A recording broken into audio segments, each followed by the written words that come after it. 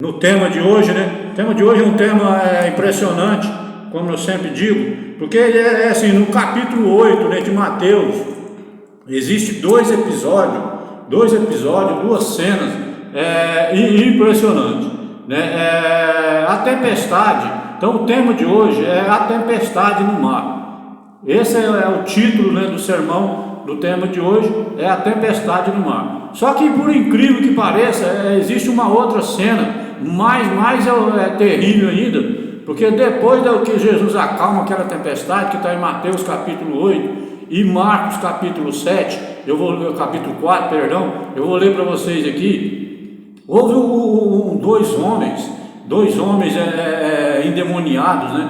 Eles estavam possuídos por Satanás, e eles partiram para cima dos discípulos, mas para matar mesmo, para devorar, para arrebentar com os discípulos. Não é incrível essa cena? Então eu vou ler aqui o texto para vocês, depois eu vou fazer aquela bela narrativa, né, baseada nesse assunto aqui, no mesmo contexto. Vocês vão ficar impressionados como foi que aconteceu aquelas duas cenas ali, que impressionou inclusive até o nosso próprio Senhor Jesus Cristo.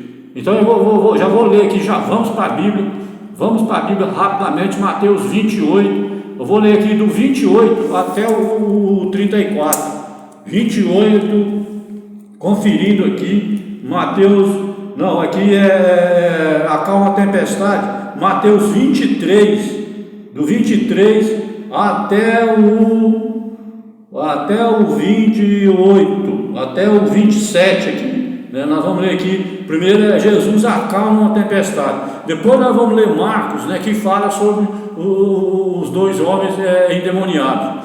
Vamos ler aqui Mateus, acalma a tempestade aqui, vamos ler Mateus 23, fala: Jesus subiu a um barco e os seus discípulos foram com ele. De repente, uma grande tempestade agitou o lago, de tal maneira que as ondas começaram a cobrir o barco, e Jesus estava dormindo. Você percebeu? Então isso aqui, Jesus estava dormindo. Esse texto aqui está dizendo que é possível você ter paz, até mesmo diante das tribulações. Você percebe? O texto está dizendo aqui que o barco estava para se partir ao meio, e Jesus estava dormindo. Então por isso que a gente costuma falar isso aqui, né? Que mesmo diante das tribulações, diante das tempestades, é possível você ter paz. Você viu, Jesus estava na paz aqui, né? Jesus estava na paz. Aqui no verso 25, ele fala assim: os discípulos chegaram perto dele e acordaram dizendo: socorro, Senhor, nós vamos morrer. Olha o ser humano. Você percebeu a diferença? A diferença do ser humano para Deus, como é diferente? Não é o contrário, não é diferente, não, é o contrário. Enquanto os discípulos estavam apavorados, dizendo que iam morrer, Jesus estava dormindo. Jesus estava dormindo. Eu fico impressionado com esse nosso Senhor Jesus Cristo. Não é incrível ele? As coisas que aconteciam com ele é o contrário, diferente mais do ser humano. Prosseguindo aqui, Jesus fala: por que é que vocês estão assim tão medrosos? Jesus não tinha medo de nada, e o ser humano é medroso. Aí ele falou: por que vocês estão assim tão medrosos? Respondeu Jesus. Aí continuando, ele fala: como é pequena a fé que vocês têm? Ele se levantou e falou duro com o vento e com as ondas, e tudo ficou calmo. Olha só, olha o verso 27. Então todos ficaram admirados e disseram: que homem é este que manda até nos ventos e nas ondas?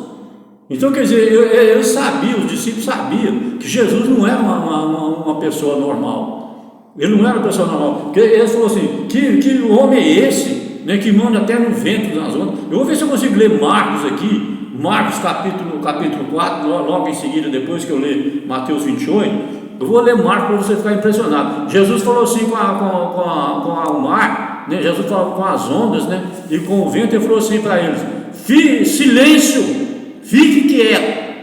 Jesus falou com o vento e com as ondas, com as ondas do mar, como se estivesse falando com uma pessoa. Como se eu estivesse falando com uma pessoa. Ele falou assim: silêncio, fiquem quietos. E tudo ficou quieto, tudo se acalmou. Por isso os discípulos ficou impressionados, falaram: mas que homem é esse? Que homem é esse que manda até no vento e nas ondas? Então vocês percebem?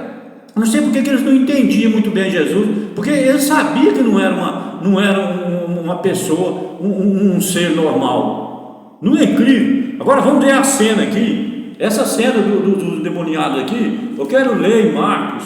Eu quero ler Marcos aqui 4, 35 a 41. Marcos está logo aqui na frente. Eu quero ler esse aqui em Marcos 4, né, que eu falei, 35 a 41. Não, esse aqui é na frente, está mais na frente aqui. Esse aqui é a tempestade. Deixa eu ver aqui, agora 38. Jesus acalma a tempestade. Só um minuto, deixa eu organizar aqui. Marcos 4, 35, deixa eu ver aqui, 35 ao 41, é a tempestade. Eu quero ler para vocês então aqui em seguida, aqui, Mateus 8, 28 a 34, Mateus 8, voltando aqui para Mateus 8, voltando aqui, Mateus 8, 28 a 34, 28 a 34, está escrito assim, ó: quando Jesus chegou à região de Gerada, do lado leste do lago da Galileia, foram encontrar com ele dois homens que estavam dominados por demônios. Eles vinham do cemitério onde estavam morando. Olha onde os camaradas moravam. Estavam morando. Eram tão violentos e perigosos que ninguém se arriscava a passar por aquele caminho. Você percebeu a situação dos camaradas? Eles eram tão violentos. Você vai ficar impressionado aqui. Vamos prosseguir aqui, olha o verso 29. Eles começaram a gritar: Filho de Deus, o que é que o Senhor quer de nós? Você percebeu? O Satanás sabia que Jesus era filho de Deus. O diabo sabia. As outras pessoas, nem mesmo os discípulos, né, a não ser Pedro, ele não sabia. E o diabo sabia. Ele falou: Filho de Deus, o que é que o Senhor quer de nós? Olha que eu vou terminar de ler aqui. O que é que o Senhor quer de nós? Aí fala: o Senhor veio aqui para nos castigar antes do tempo. Você percebeu? O Satanás sabe que ele vai ser destruído. O diabo sabe que ele vai ser morto, porque de acordo com Apocalipse 20, versículo 10, e Mateus 25, versículo 41, lá fala que ele vai ser jogado num lago de fogo e enxofre.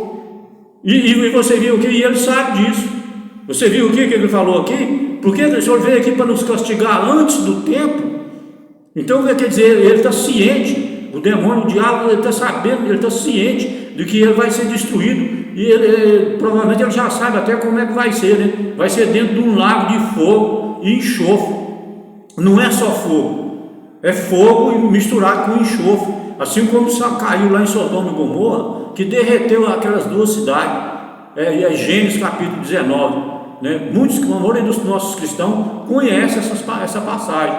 Então o diabo ele vai ser jogado lá nesse lago de fogo e enxofre. Ele está ciente, ele sabe disso, né? Porque ele falou aqui, ó: o Senhor veio aqui para... O que o Senhor quer de nós?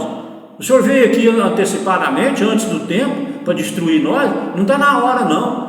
Em outras palavras, né? O diabo não está na hora do Senhor matar nós não. Era o diabão e o diabinho, né?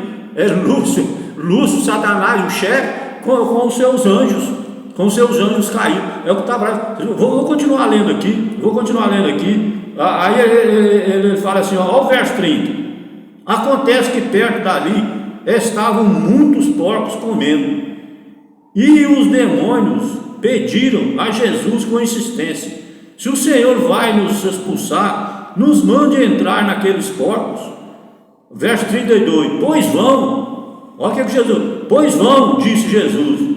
Os demônios entraram nos porcos, e estes os atiraram morro abaixo para dentro do lago e se afogaram. Vocês vão ficar impressionados com isso aqui, porque isso aqui era mais aproximadamente 2.000 porcos.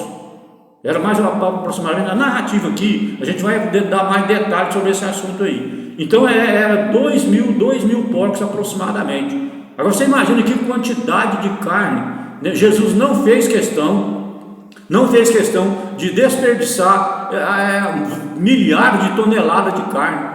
Por que Jesus não fez questão disso? Porque Jesus poderia muito bem matar aqueles porcos e dar para o povo comer, porque o porco, segundo Levítico capítulo 11 e Deuteronômio capítulo 14, você pode ler esses dois capítulos, o porco é proibido, ele é proibido, lá em Levítico 11, versículo 7, se eu não me falo mesmo, versículo 7, lá está escrito assim, é proibido comer carne de porco. Os adventistas, nós não comemos carne de porco, nem o óleo, nem a comida feita no óleo, na banha de porco, nós não podemos comer, porque o porco, vocês sabem, o porco, ele transmite doenças, né? Ele tem doença e faz mal à saúde. Só para você ter uma ideia, a mulher de resguardo, quando ela está de resguardo, 45 dias de resguardo, ela não pode comer leitoa assada não. Se ela comer leitoa assada, dá uma hemorragia, é perigoso ela até morrer. Então não come, porque a carne de porco ela é muito remosa. Se você tiver um machucado, um inflamado, qualquer coisa, você come a carne de porco, no outro dia ele amanhece mais inflamado ainda, você já viu? Eu comia carne de porco demais, fui criado lá na fazenda, lá não existia óleo. Minha mãe, meu pai, nós tudo lá fazia comida, era na banha de porco. Mas a gente não sabia disso, e naquela época também não existia óleo. No meu tempo da minha infância, eu fui criado na fazenda, na roça, então lá era feito tudo na banha de porco. Tudo era feito na banha de porco. Mas eu não conhecia, eu não sabia a verdade. Depois que eu fiquei conhecendo a verdade, eu vi que a gente não pode comer carne de porco. Que eu vou repetir para você, lá em Levítico 11, 17, verso 7, está escrito assim: é proibido comer carne de porco. Uma vez eu li isso para o meu filho, né, nós conversando e tal, eu falei para ele que a Bíblia proibia, ele falou: onde é que está escrito? Eu fui e li para ele, e eu li e falou assim: pai, está escrito desse jeito aí? Aí eu falei: tá. Ele falou: você acredita que nunca mais ele comeu carne de porco? Nunca mais meu filho comeu carne de porco. Ele disse que não sabia que estava escrito desse jeito. É proibido comer carne de porco. Porque a Bíblia, quando ela proíbe uma coisa, ela fala que é proibido. Ela é sim ou não. A Bíblia ela não fica no meio do caminho. Ou pode ou não pode. Então quando ela proíbe uma coisa, ela fala que é não. É proibido. Deuteronômio capítulo 14, você pode ler também, tem várias passagens também, provando essa verdade aí, por isso que Jesus, eu repito, Jesus não fez questão de desperdiçar aqui milhares de toneladas de carne, era porco que estava comendo ali, e Jesus mandou os demônios entrar naqueles porcos, e os porcos atiraram o morro abaixo, e foram para dentro do lago e morreu tudo afogado. Não é incrível essa história? Essa história impressiona a gente. Olha só, vamos aqui para a narrativa. Eu gostaria de passar para vocês aqui o nosso link, né? O nosso link aqui, o YouTube é @Zé Rodrigues e a Palavra. O Facebook é só José Rodrigues. O Instagram é Pregação da Palavra Zé Rodrigues. Então, repetindo, o link, né, do YouTube, @Zé Rodrigues e a Palavra, né, Facebook, José Rodrigues, Instagram, Pregação da Palavra, José Rodrigues, Zé Rodrigues, aí é só Zé, tá? Zé Rodrigues. Então, o YouTube começa @Zé Rodrigues e a Palavra, e o Instagram, Pregação da Palavra, Zé Rodrigues. Só o Facebook é que é meu nome, José Rodrigues. Não é incrível e maravilhoso e saber e fácil de decorar, né? Facílimo, né? Semana passada que eles trouxeram esse trabalho para mim, porque nós estamos aqui com 30 dias, nós temos um mês só que nós estamos aí pregando aí nas redes sociais, já tem um mês. Então você imagina que tiver um ano, né? Como é que não está? Graças a Deus estamos aí com uma audiência aí bastante elevada, agradecer a Deus por isso, né? Primeiro eu quero agradecer a Deus por isso. Vamos para a narrativa, que a gente não tem muito tempo aqui a perder. E fala assim, ela começa dizendo assim, ó: havia sido um dia cheio de acontecimentos na vida de Jesus. Ele estava falando novamente ao povo sobre seu reino e como ele seria estabelecido. Eu não sei por que as pessoas não entendiam. Eu não sei por que os próprios discípulos de Jesus não entendiam. Porque Jesus falava repetidamente sobre o seu reino, como é que ia ser, que ele ia ter que morrer e tal, ele ia sofrer, ele era o Messias, ele tinha que morrer para salvar. E ele falava direto sobre isso aqui. Eu não sei por que as pessoas não entendiam, ou fingiam que não entendiam, eu não sei por que não funcionava. Mas não funcionava. Você viu que quando Jesus morreu, os discípulos quase morreram junto também. Quase que eles morreram junto, porque eles não esperavam. Eles levaram um choque tão grande. Você já viu quando você recebe uma notícia que morreu um ente querido seu aí, da sua família, né? De repente aí, de um acidente, uma fatalidade? Você fica chocado, não fica? Você fica desesperado. Os discípulos ficaram do mesmo jeito. E o povo tudo do mesmo jeito. Ninguém esperava que Jesus ia ser morto, crucificado na cruz, e sendo que ele falava repetidamente. Não é incrível? Eu fico impressionado com isso aí, viu? Porque hoje nós estamos falando da volta de Jesus. A gente está sabendo que Jesus vai voltar. Nós todos não estamos sabendo. Nós estamos sabendo que Jesus está vindo aí, que o mundo vai acabar, e nós todos estamos sabendo, nós estamos sabendo. Agora eles não sabiam de nada. Jesus falava, pregava, e quando ele morreu, os quase morreram juntos, os discípulos. Os próprios servos dele, os 12 discípulos, estavam numa situação pior do que o povo, se brincar. Não é incrível uma situação dessa? Então, olha só, prosseguindo, o dia todo ele estivera ensinando e curando. Ao cair da tarde, as multidões ainda estavam aglomeradas ao seu redor. Jesus, aonde ele ia? Você sabe por que eles tinham inveja de Jesus? Os líderes, os judeus, os sacerdotes, os pastores, eles tinham inveja de Jesus, era por causa disso. Porque aonde Jesus, a igreja deles estava vazia, e aonde Jesus estava aquela aglomeração de gente em volta de Jesus, aquele empurra, um pisando um no outro. Você entendeu? Por isso que eles ficaram com inveja e matou Jesus. Eles ficaram com inveja de Jesus e matou ele por causa disso. Porque ele arrastava a multidão. Aonde ele ia, eles ficaram despeitados, em outras palavras, né? Eles ficaram despeitados com Jesus e mataram ele por causa disso. Porque aonde ele ia, o povo ia atrás, era dele. Claro que você ia assistir pregação de pastor, sendo que o Jesus Cristo estava ali pregando. O dono da situação, o dono da Bíblia, estava ali pregando. Você ia atrás de ser humano, você tinha que ir atrás de Jesus mesmo. E era foi o que aconteceu.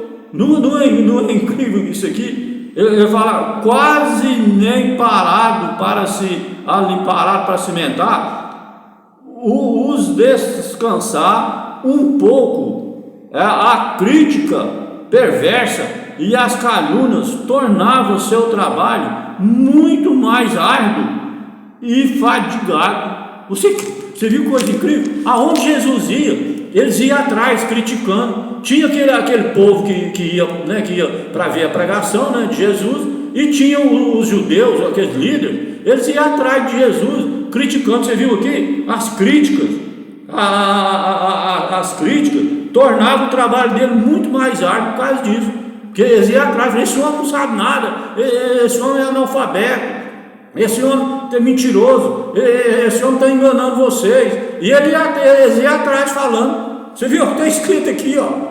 É o que está escrito aqui. Não é incrível a situação? Na época, como é que acontecia as coisas? Ele fala assim, ó, a população lá era mais de pagãos do que judeus, e tinha convidado os discípulos, e ele se dirigiu para lá. Você viu? Tinha mais pagãos do que judeus, e os discípulos foram convidados para pregar lá nessa cidade. Aqui não fala, né, qual é a cidade, mas deveria ser naquela região ali, por ali da Judéia, ali, Jerusalém, né, Samaria, por ali, né, deve ser mais ou menos por ali. Quem não fala qual é o nome da cidade, mas os discípulos de Jesus, os pastores, né, que os discípulos de Jesus, todos eles eram pastores, inclusive Judas Iscariote.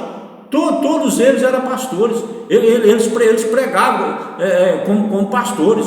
Tinha um chefe que era Jesus e tinha os seus auxiliares que era pastor também. Jesus era pastor e os discípulos também eram pastores. Então por isso que os pastores judeus, né, repito, ficavam com inveja, com raiva deles por causa disso.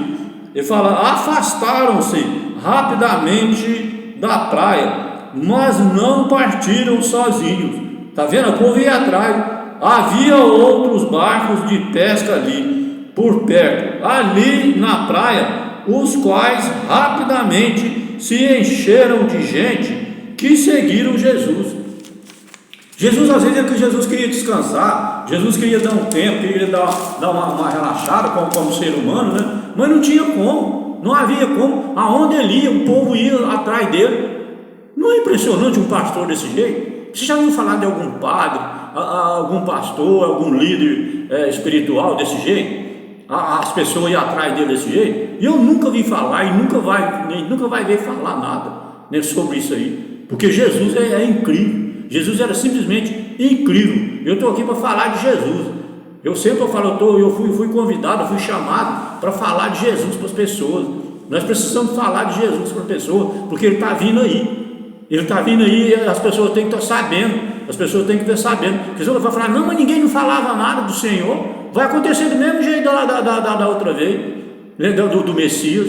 Vai pegar todo mundo de surpresa. Mas dessa vez Ele não vai pegar ninguém de surpresa não, meu amigo. Porque você está sabendo aí, eu estou falando aqui e todo mundo está sabendo. Inclusive não vai haver desculpa nenhuma de falar que não sabia. Não, ele não sabia de nada, o senhor chegou, não mandou avisar. O senhor chegou de surpresa, não mandou avisar. Ninguém vai poder falar isso. Você está vendo tanto que eu falo de Jesus aqui? Eu falo: Jesus está vindo aí, viu? O mundo vai acabar, hein?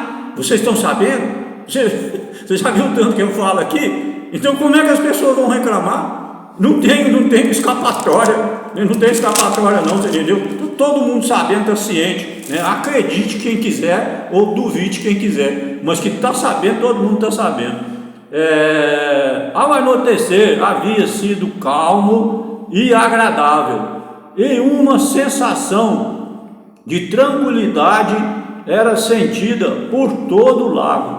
De repente, porém, nuvens sombrias cobriram o céu, provocando sobre o lago uma violenta tempestade. Você percebeu a história aqui? Vai prestando bem atenção. Eu estou lendo bem pausadamente para as pessoas irem prestando bem atenção. Olha só, prosseguindo.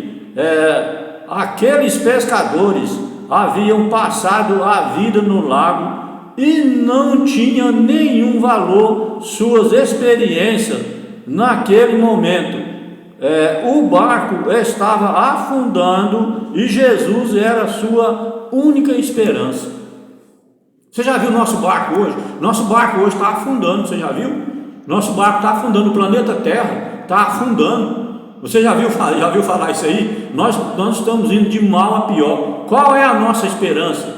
Qual é a nossa salvação? Você viu aqui a esperança dos discípulos ali, naquela tribulação, aquela tempestade ali. Qual era a esperança deles ali? A esperança deles era Jesus. E hoje, qual é a nossa esperança hoje?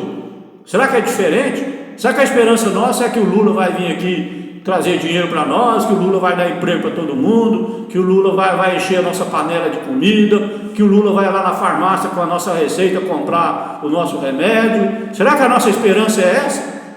Eu acho que se a gente estiver esperando isso aí, meu amigo, você pode esperar sentado. Você pode esperar sentado, porque nada disso que eu falei aqui vai acontecer. Então qual é a nossa esperança?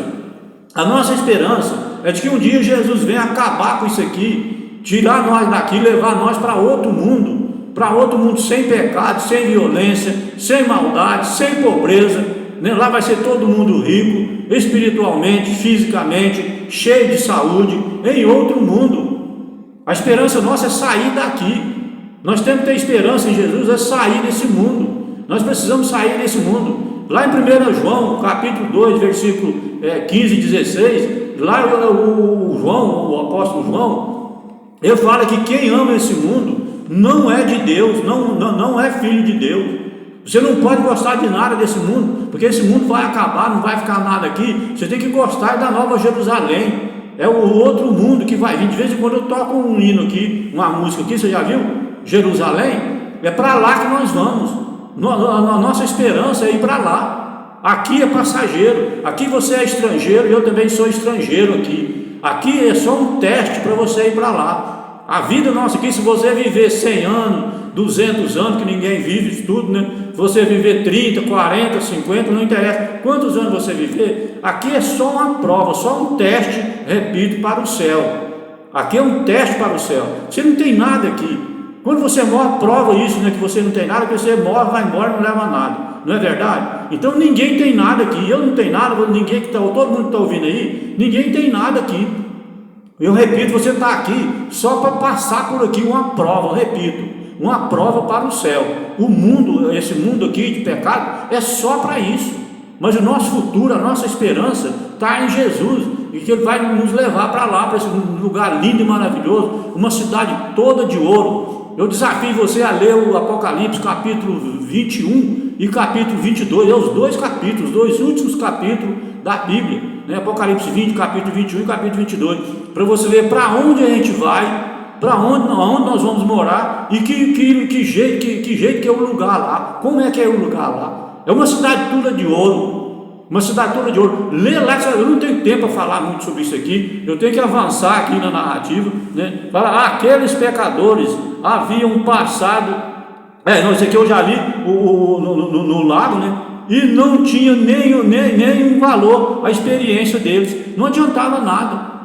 A experiência que a gente tem, para nós não adianta nada. A nossa experiência a esperança é Jesus. Fala, o barco já estava quase afundando. Pensava que Jesus os havia abandonado. Então viram Jesus dormindo, sem ter sido afetado pelo tumulto. Marcos capítulo 4, versículo 38, que eu já li aqui para vocês. Vocês viram? Jesus estava dormindo na hora da tempestade, que o barco estava para se partir ao meio. Jesus estava dormindo. Jesus estava dormindo, e aqui está escrito aqui que ele não sentiu nada. Jesus não viu nada. Não é incrível? Paz na hora, mesmo diante das tribulações, você ter paz. Foi isso que aconteceu com Jesus aqui. Cristo disse ao bravo mar: silêncio, fique quietos. Olha aí, está escrito aqui na narrativa, você viu? Que eu falei que ia ler lá para você, não deu tempo, né, de eu ler lá, mas aqui, está escrito aqui, ó. Ele falou assim, Jesus falou assim, o bravo mar: silêncio, fique quietos. Está registrado em Marcos capítulo 4, 39 a 41.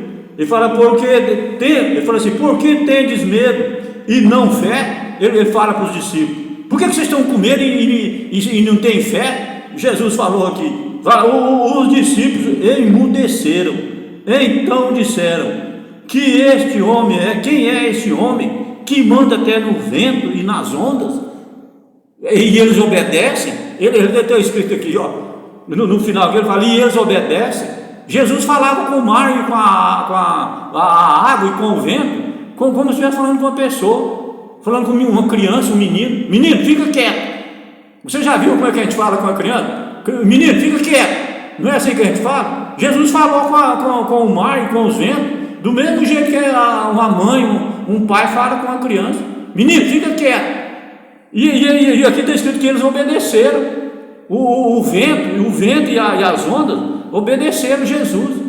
E isso significa que Jesus é o pai deles.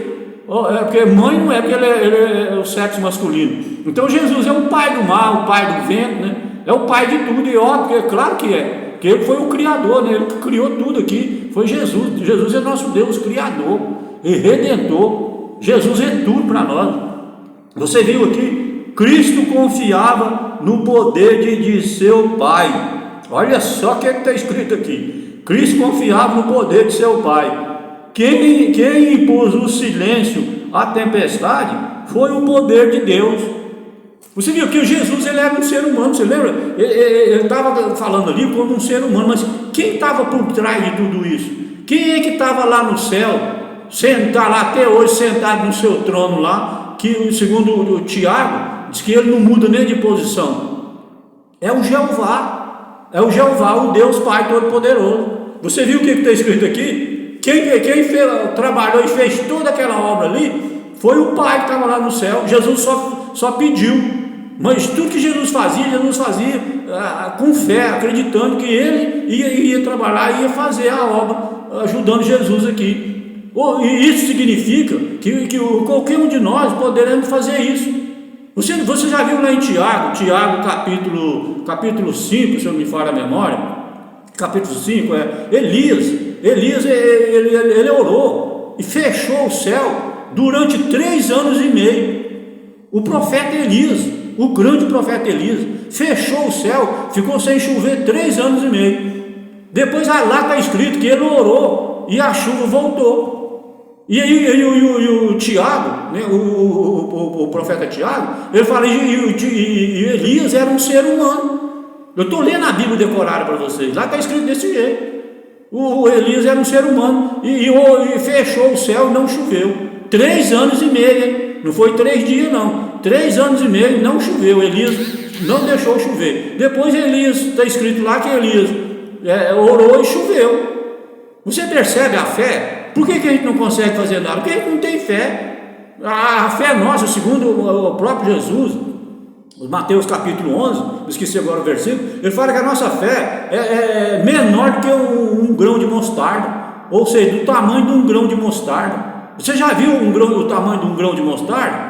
Se você jogar ele no chão, ele some, você não vê ele mais não, de tão pequeno que ele é, uma sementinha daquela de mostarda. Faça uma experiência, um teste uma hora e joga lá para você ver. Você não vê ele de tão pequeno. Jesus, que a nossa fé é daquele tamanho, ou até menor que aquele. Eu fico triste, né, inclusive sobre isso aí. Jesus fala que a nossa fé é daquele tamanho.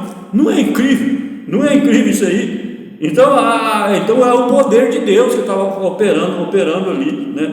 Quantas vezes se repete em nós a experiência dos discípulos? Sempre existe alguém que é capaz de nos socorrer. Sempre existe alguém. Essa experiência se repete em nós até hoje.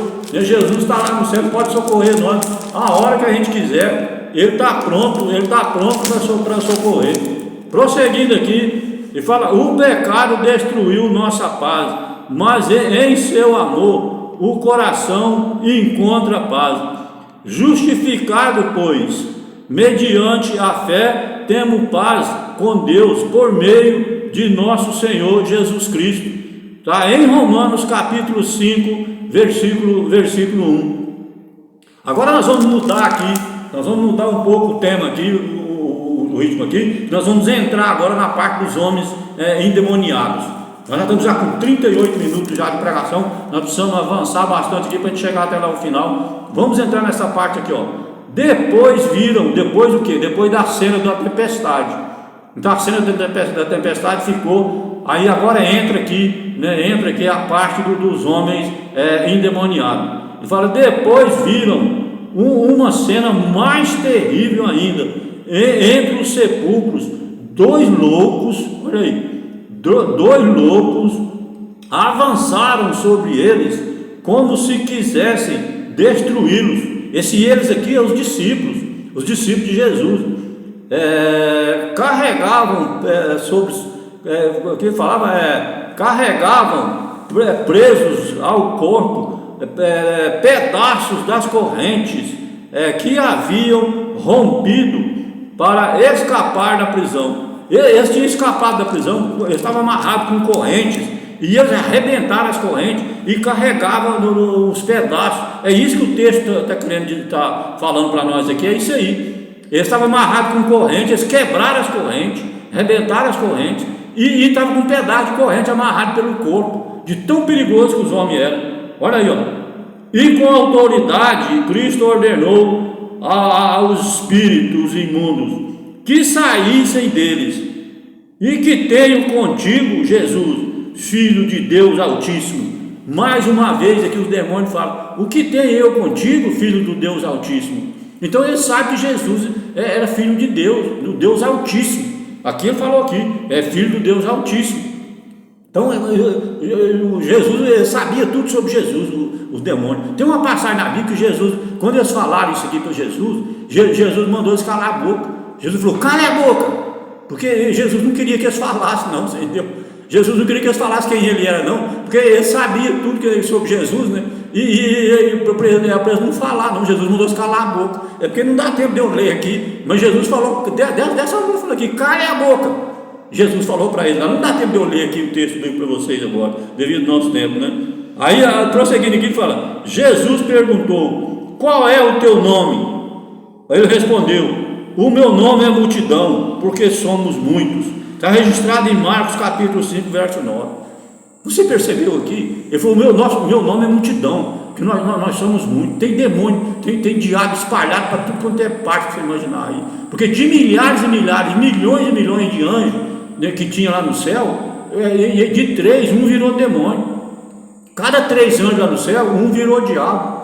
Agora você imagina a quantidade de gente que está aqui na terra, trabalhando aqui, tentando fazer coisa errada para cima de nós aqui. Você imagina a quantidade. Ele falou aqui: o meu nome é multidão, porque nós somos muitos. É uma infinidade de gente trabalhando aqui, demônio trabalhando aqui na terra. Por isso nós temos que orar, pedir a Deus para que Ele nos proteja, senão Ele arrebenta com a gente aqui. Você viu que eles atacou os discípulos, queria matar, arrebentar, devorar os discípulos, junto com Jesus. Agora você imagina o que Ele deve fazer com nós, então. Se Jesus não nos proteger, o que Ele deve fazer com a gente? Não é incrível isso aqui? Ele fala: acontece que ali pastava uma grande manada de porcos, e os demônios pediram para entrar neles, e esse o arrebataram e afundaram no mar e morreram. Não é incrível? Olha só, 2.000 porcos, aproximadamente 2.000 porcos. Eu já falei sobre isso aqui. Então, quando os demônios entraram nos porcos, lá na Bíblia está escrito que eles se atiraram morro abaixo. Eles se atiraram morro abaixo e entraram no mar e se afogaram. Não é incrível essa cena? É uma cena das mais incríveis da Bíblia. É essa aqui. Aqui fala: a população foi ao encontro de Jesus, e os dois possessos haviam sido o terror da região. Vamos para frente aqui. Nós estamos com 43 minutos já. Vamos avançar o mais rápido possível para a gente chegar lá no final. E fala: agora presta atenção nisso aqui, ó. O povo que testemunhou essa admirável cena não se alegrou. Por quê? Você vai ver aqui agora, ó. Por quê? Não se alegrou. A perda dos porcos pareciam-lhes da maior importância que a libertação desses cativos de Satanás. Para eles, o prejuízo dos porcos era o que tinha afetado eles. Era o prejuízo. Vocês vão ver por quê. Olha aqui, vamos continuar lendo aqui, ó. Aí ele fala assim, ó: tiveram medo de ser prejudicados financeiramente. Olha aí, financeiramente, decidiram-se livrar dele, pedindo-lhes que afastassem deles. Eles mandaram Jesus embora. Lá na Bíblia está escrito, né, Marcos capítulo 5, versículo 17, lá está escrito que eles mandaram Jesus embora. Agora você imagina um homem fazer uma coisa daquela, em vez de segurar Jesus lá, eles mandaram foi ele embora, mandou ele sumir de lá. Porque olha só o que está escrito aqui, ó: muitos por perda financeira rejeitam sua graça e afugentam de si o seu Espírito Santo. Deixa eu dar uma pinceladinha rápida aqui sobre esse assunto aqui financeiro. Você sabe por que muita gente trabalha no sábado? As pessoas não guardam o sábado, porque o sábado é o dia que o comércio mais vende. Você já viu? Então as pessoas falam: não, se eu não trabalhar no sábado, eu vou passar fome, a minha renda vai cair, e eu deixar minha família passar fome. Então eu tenho que trabalhar no sábado, sim. Você pode ver que é o dia mais agitado no comércio, é o dia de sábado. Por quê? Porque o Satanás, o diabo, ele está tentando as pessoas para contrariar Deus, para pisar em Jesus, para pisar no dono do sábado. Ele faz com que todo mundo abra o comércio, vai para a rua, bebe cachaça, você já viu? Liga som na maior altura do mundo, tudo no sábado. Você presta atenção, final de semana, a pessoa fala: é o final de semana, aí cheio de farra, de bagunça, beberreira, batida de carro, o comércio é o dia mais movimentado. Você pode perceber que tem algo por trás do sábado. Porque eu repito, eu era comerciante, tinha uma porção de funcionário, secretária, casa de peça, loja de peça, né, eu tinha. Quem está ouvindo aí, vizinho meu, que sabe disso? E eu fechei tudo e nunca senti nada. A minha renda nunca caiu, nunca percebi nada. Então isso aí é uma mentira, uma desculpa daquelas mais farrapadas. Porque não existe isso não. Você pode fechar o seu comércio, você pode fazer. Eu era comerciante, repito, e grande, né? Todo mundo sabe que o meu comércio era grande, autopeça, né? Autopeça, mecânica e tal. Fechei tudo e nunca fui prejudicado. Então por isso que o texto está falando aqui, ó. Vou repetir: muitos por perda financeira rejeita sua graça e refugenta o Espírito Santo. O sábado é a prova disso aí, das mais clara do que o sol meu dia. Repito, as pessoas não guardam o sábado, porque tem que trabalhar, porque é o dia que mais ganha dinheiro no sábado. Estou certo ou estou conversando, estou errado? Estou falando a verdade ou estou mentindo? Estou conversando abobrinha ou estou falando com sinceridade?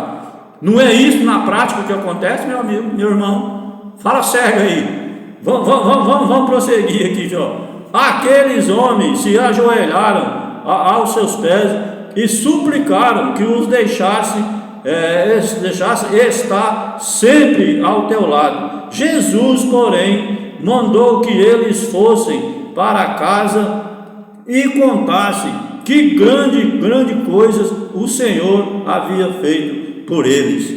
Vocês vão ver que a história mais na frente vai ficar interessante. Fala, foi difícil para aqueles homens se separarem do Salvador, porque as boas novas de salvação havia levado-os para mais perto do Salvador. Esses homens tiveram o privilégio de escutar os ensinos de Cristo, no entanto, levaram a si mesmo as evidências de que Jesus era o Messias. Eles sabiam que Jesus era o Messias. Isso é o que pode fazer todo aquele cujo coração foi tocado pela graça de Deus. Não é incrível? Vamos aqui, eu quero ver esses textos aqui. Olha só o que aconteceu aqui. O que o diabo fez? Não adiantou nada. Presta atenção aí. Ele fala, causando a morte dos porcos. Era plano de Satanás afastar do Salvador o povo e impedir a pregação do evangelho daquele território. Eles queriam fazer o povo se revoltar contra Jesus, mas não adiantou. Você vai ver que não adiantou.